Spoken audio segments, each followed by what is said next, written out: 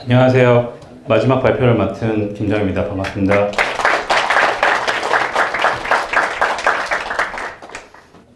네, 저는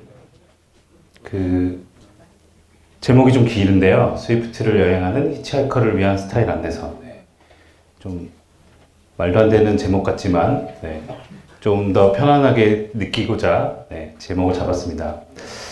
내용은 코드 리뷰에서 제가 요즘 코드 리뷰를 굉장히 많이 하고 있는데요. 코드 리뷰를 하면서 어떤 게 좋은 코드인지를 저도 잘 모르겠더라고요. 그래서 제가 공부하면서 여러 가지 사례들을 공유해 드리려고 이 자리에 나왔습니다.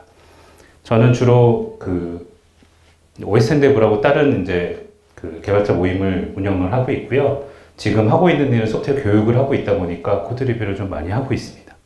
자, 여기 오신 분들 회사에서 혹은 개발하시면서 코드 리뷰를 하고 계신가요? 하고 계신 분들 손 들어봐 주세요. 네, 많이 안 계시네요. 감사합니다.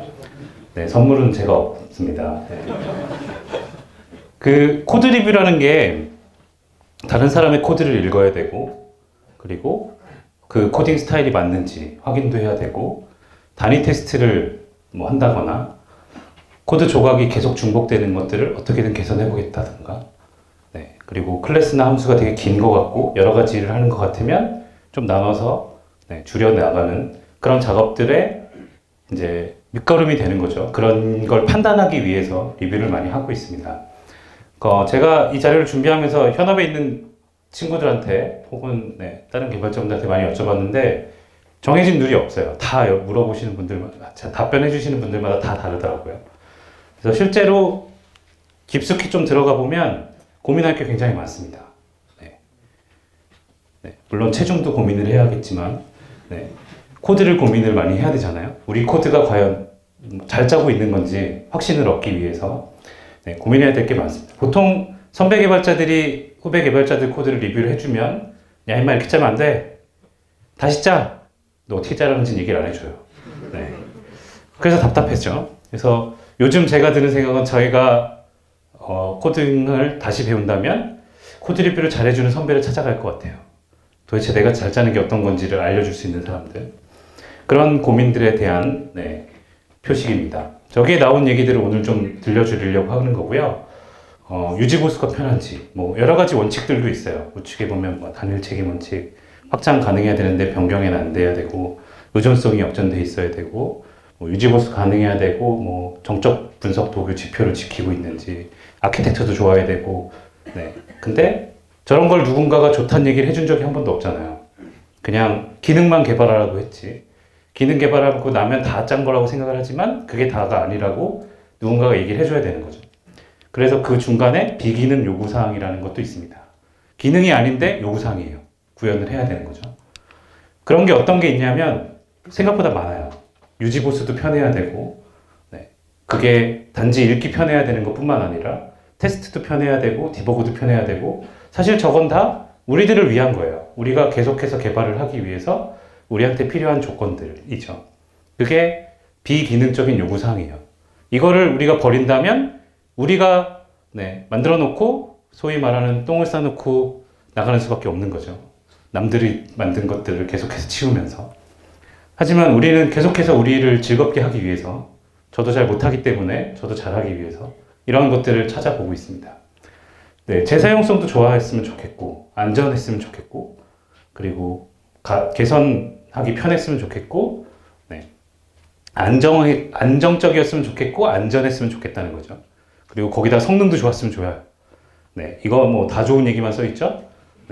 이걸 다 지키려는 건 아니에요. 이 하나하나들을 가지고 우리가 조금 더 좋은 요소들로 더 좋은 코드를 만들어내기 위해 노력해야 되는, 고려해야 될 것들 중에 하나라는 거죠. 우리가 잊고 있었던 것들 중에 하나일 겁니다. 30년 전에 이미 선배 개발자분들이 만들어 놓은 객체 지향의 원칙이 있어요.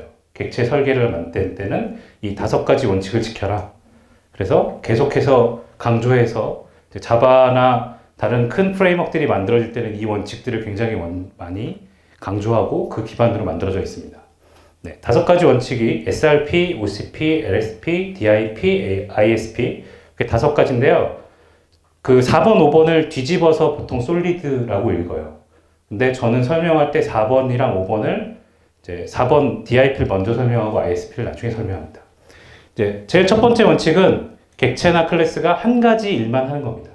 단일 책임의 원칙. 그리고 그거를 단일 책임을 응집도라고 표현합니다. 그리고 두 번째 원칙은 이미 만들어졌으면 확장은 하되 변경은 하지 않는 겁니다. 무슨 말이냐면 새로운 걸 추가하는 거지 기존 코드를 자꾸 바꾸려고 하면 안 돼요. 그래서 추가하는 게 당연한 거라고 생각할 수도 있어요. 기존 걸 바꾸면 기존에 바꾼 거를 영향받는 모든 게 다 바뀌잖아요. 그래서 될 수 있으면 바꾸지 말라는 거죠. 그리고 새로 만든 걸로 대체를 하는 겁니다. 리팩토링을 하는 거죠. 자, LSP는 상속과 관련이 있습니다. 상속을 했을 때 이제 부모 거랑 서브 계층으로 대체할 수 있어야 된다는 거고요. 네 번째는 이제 인터페이스와 관련이 있습니다. 의존성을 역전해서 의존성을 보통 가지고 있는 객체한테 밖에서 넣어주도록 해주는 게 이제 보통 디자인 패턴인데 그 패턴을 만들 때도 밖에서 객체를 바로 설정할 수 있게 만드는 게 아니라 그 객체가 가지고 있는 인터페이스를 설정할 수 있게끔 해줌으로써 객체 자체 타입에 의존하지 않고 인터페이스에 의존하도록 만드는 거죠. 이렇게 인터페이스에 의존하도록 만들면 객체가 커지는 게 아니라 인터페이스가 커지는 경우가 생겨요. 그래서 다섯 번째 원칙이 인터페이스도 기능별로 분리하라는 얘기가 나옵니다. 그래서 저는 4번, 5번을 뒤집어서 설명을 합니다. 자, 코드가 한 20장 정도 있거든요. 그거를 빨리빨리 랩업을 하면서 넘어갈게요. 단일 책임 원칙은 함수나 클래스나 모듈이나 모든 요소들에 다 동일하게 적용이 됩니다.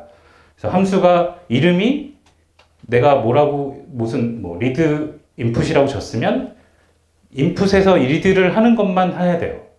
다른 거 출력하고 계산하고 평가하고 이런 것들을 하면 안 되는 거죠.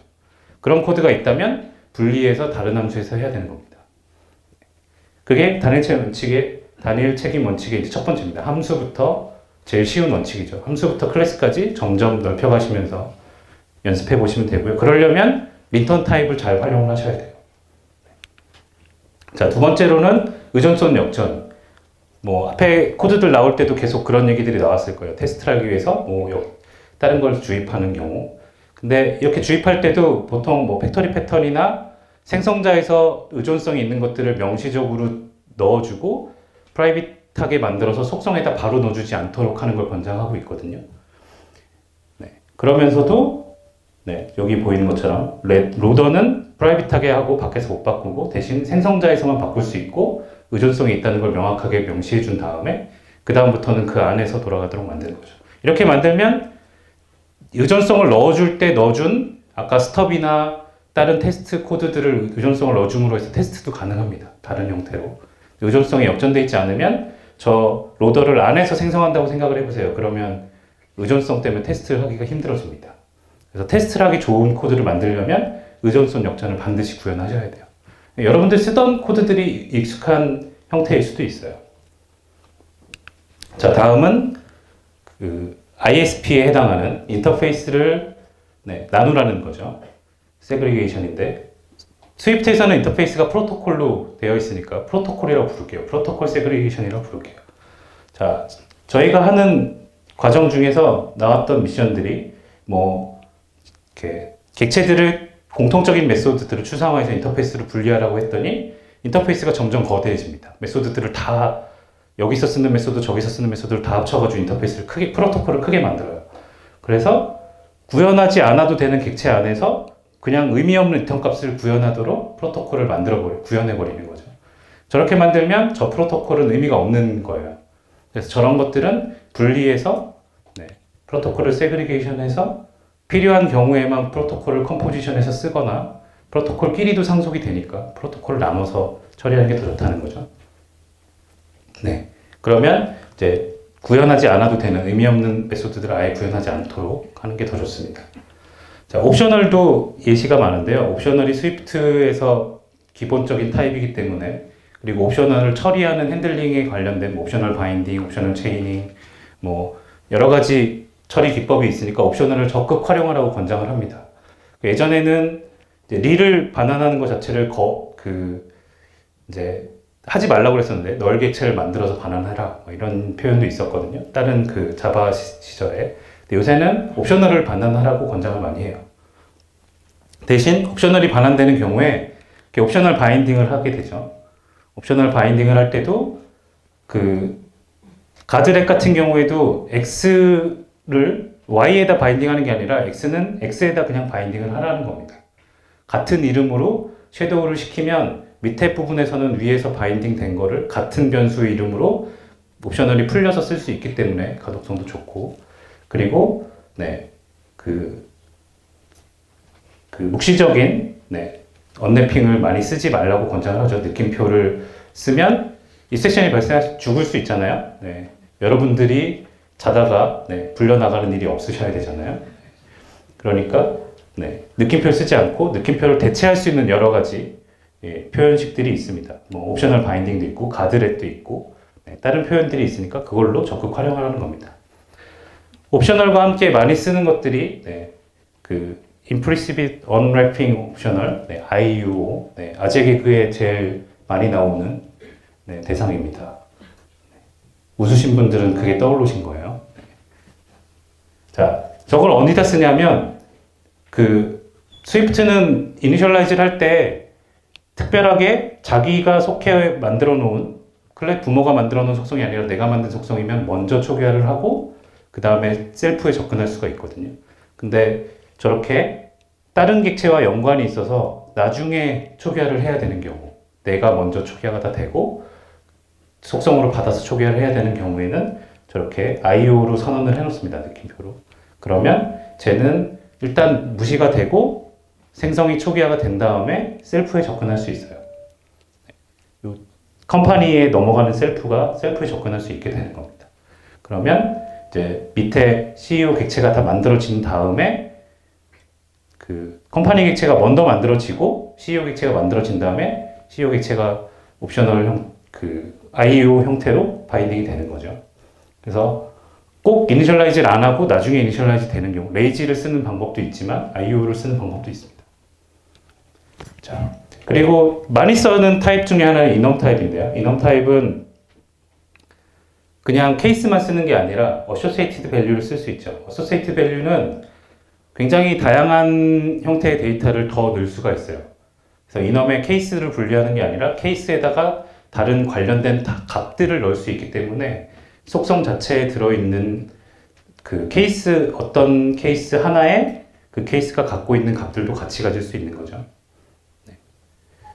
하지만 주의할 점은 조금 더 편리하게 쓰기 위해서 케이스에 들어가는 그 안에 들어가는 저 associated value의 이름을 그 앞에 케이스 분류 이름까지 넣지 말라는 거예요. 이게는 중복되는, 저것도 코드가 중복되는 거라고 부르더라고요.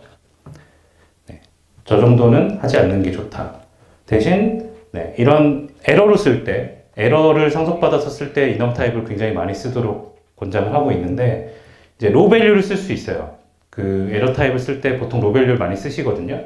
근데 로 밸류를 쓰는 것보다 그 이제 오브젝티브 C 스타일로 로컬라이즈드 디스크립션을 구현할 수 있으면 그냥 케이스가 갖고 있는 로 밸류를 넘기지 않고도 부가적인 정보들을 훨씬 더 많이 처리할 수 있어요. 메소드들을 구현할 수 있으니까. 그래서 이넘을 에러로 처리할 때는 케이스문에는 에러 케이스만 넣어주시고 명확한 이름으로 추가적인 디테일 정보는 메소드로 제공을 해주면서 확장적인 정보들로 처리할 수 있게끔 구현하시는 게 좋습니다. 여기서는 물론 그 스트링들만 제공을 해주고 있지만. 자, 타입캐스팅은 한 번 할 수 있으면 한 번에 하라는 걸 권장하더라고요. 자, as를 만들 때도, 자, 위에서 보시면 딕셔너리에 있는 값을 가져오면 보통 옵셔널이잖아요. 그걸 옵셔널 바인딩을 해서 캐스팅도 하고 값이 있는지 보고, 걔가 int 타입이면 any 타입일 때 int 타입이면 int 타입으로 바꿔서 다시 보내오고 이런 작업들을 하는데, 그런 것들을 한 번에 그냥 as 물음표로 옵셔널 처리를 해라. 그리고 옵셔널들은 대부분 그 묵시적으로 그냥 옵셔널 타입인지 앞에 타입 선언을 해주거나 as 물음표로 하면 옵셔널 처리로 타입 캐스팅을 하실 수 있어요. 하지만 그 기준은 앞에 선언되어 있는 타입이거든요. 밑에 very optional string 저런 거 보시면 옵셔널에 몇 번 되어 있는지 모르겠는데 저 정도 찍으면 저 정도 찍은 걸로 타입 캐스팅이 돼버려요. 그렇지만 그 밑에 걸로 캐스팅은 안 되니까 이제 저런 걸 어떻게 묵시적으로 전환이 되는지 저런 케이스들도 좀 알아두시면 네, 명확하게 쓰실 수 있겠죠. 그리고 이제 레이지 이밸루에이션이 있어요. 이제 요거 약간 팁 같은 건데 이제 스위프트 내부 코드들을 보다 보면 레이지를 굉장히 많이 쓰고 있거든요. 뭐 맵이나 플랫맵 같은 거 쓰시는 경우 많잖아요. 그럴 때 바로 그냥 임시적인 배열이 생기는 것을 방지하기 위해서 레이지를 쓰면 이제 바로 생기는 게 아니고 실제로 런타임에 돌아갈 경우에만 생성이 됩니다. 저걸 쓰지 않으면 컴파일러가 그 배열을 바로 만드는 경우들이 있다고 해요. 그런 경우가 이제 이거 이밸루에이션이라고 부르는데 이제 스위프트는 글로벌 변수는 다 레이지하게 동작을 하고요. 로컬 변수는 이걸리하게 동작을 한다고 합니다. 그래서 로컬 변수의 배열을 생성하는 경우에는 레이지를 명시하지 않으면 다 컴파일 타임의 배열이 초기화 생성돼서 다 만들어진대요. 그런 특성들도 알아두시면 도움이 되실 것 같고요. 그 다음에 기준을 정하실 것 중에 가드와 if else를 쓰는 경우들도 있습니다. 자, 가드를 쓰면 어떤 때 쓰는 게 더 좋을지, if else를 어떤 때 쓰면 더 좋을지를 기준을 정하면 코드가 좀 간단해질 것 같아요. 그래서 가드 같은 경우는 먼저 빠져나갈 수 있는 게 명확한 경우에 쓰시고 뭔가 로직이 더 있다거나 그러면 if else를 쓰는 게 이제 더 좋겠다는 거고요. 네, 테일링 클로저들을 굉장히 많이 붙여 쓰잖아요. 그러다 보면 커링하거나 이랬을 때 얘네들도 보기 좋게 좀 얼라인먼트를 맞출 수 있으면 다양한 사례들에 있어서 보기 좋고 그 기준을 정하시면 돼요. 여러 개가 중첩될 땐 가로를 어떻게 할 건지 스위프트 커뮤니티, 외국 커뮤니티들은 이렇게 겹칠 때 가로를 생략하지 말고 쓰라는 얘기도 해요. 왜냐하면 가로가 있으면 클로저가 끝난다는 걸 명확하게 좀 더 볼 수 있어서 소가로를 생략하지 않도록 권장하는 경우도 있습니다. 맨 위에 있는 것처럼요. 네. 자, 여기까지가 이제 코드들의 사례들인데요. 이거 말고도 굉장히 많을 거예요. 그러려면 스스로 그 코드 리뷰를 하는 기준들을 만드셔야 됩니다. 코딩 스타일 가이드라인 자기 걸 정하셔야 되고요.